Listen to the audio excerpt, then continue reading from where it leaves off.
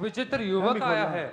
उसकी बातों में बड़बोलापन है, परंतु उसके मुखमंडल पर छलकता आत्मविश्वास अपनी कही हुई बातों को सत्य साबित करता है। वो कहता है कि धर्म युद्ध में मैं स्वयं ही समस्त सेना को समाप्त कर सकता हूँ। ये तो किसी पागल का प्रलाप लग रहा है।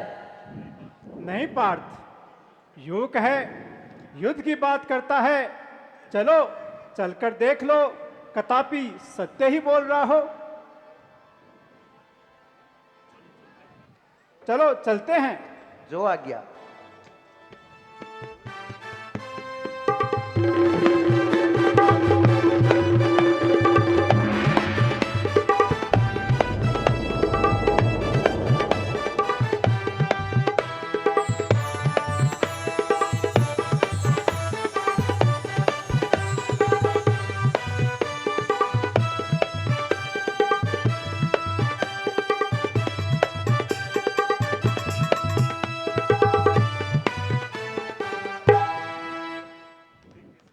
हे केशव, ये कैसा युवक है?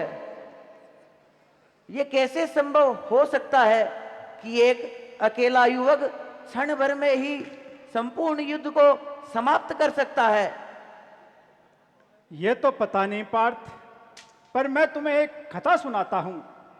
एक बार मेरु पर्वत पर देवताओं की सभा हो रही थी।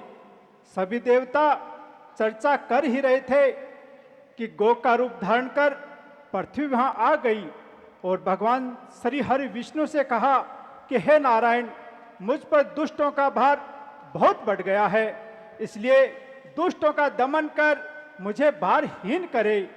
दुष्टों का भार अब मुझसे सहा नहीं जाता। तब यक्षों के राजा बल और पराक्रम का स्वामी सूर्यवचा ने अभिमान से भरकर बोला कि हे नारायण, आपको अवतार लेने की क्या आवश्यकता है? मैं अकेला ही दुष्टों का दमन कर पृथ्वी का भार हर लूंगा। तब ब्रह्मा जी कुपित होकर बोले कि हे दुर्मते, जब सभी देवताओं के ये बस की बात नहीं है तो तू अकेला क्या कर सकता है? इसलिए मैं तुम्हें श्राप देता हूं कि पृथ्वी पर तुम राक्षस कुल में जन्म लोगे। तब सूर्यवर्चा को अपनी भूल का एहसास हुआ और वो ब्रह्मा जी से क्षमा याचना करने लगा कि हे भगवान, मुझसे भारी भूल हुई है, मुझे क्षमा करें और इस श्राप से मुक्त करें। तब ब्रह्मा जी ने कहा कि तूने क्षमा याचना की है, इसलिए मैं श्राप तो वापस नहीं ले सकता, पर तुम्हें यह श्राप सरल कर सकता हूं। फिर आगे क्या हुआ भगवान? हे पार्थ, ये तो मैं तुम्हें समय आने पर ही बताऊंगा।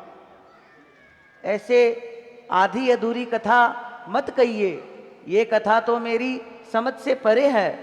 पार्थ, समय आने ही वाला है, सब मालूम हो जाएगा। अब चलो भी।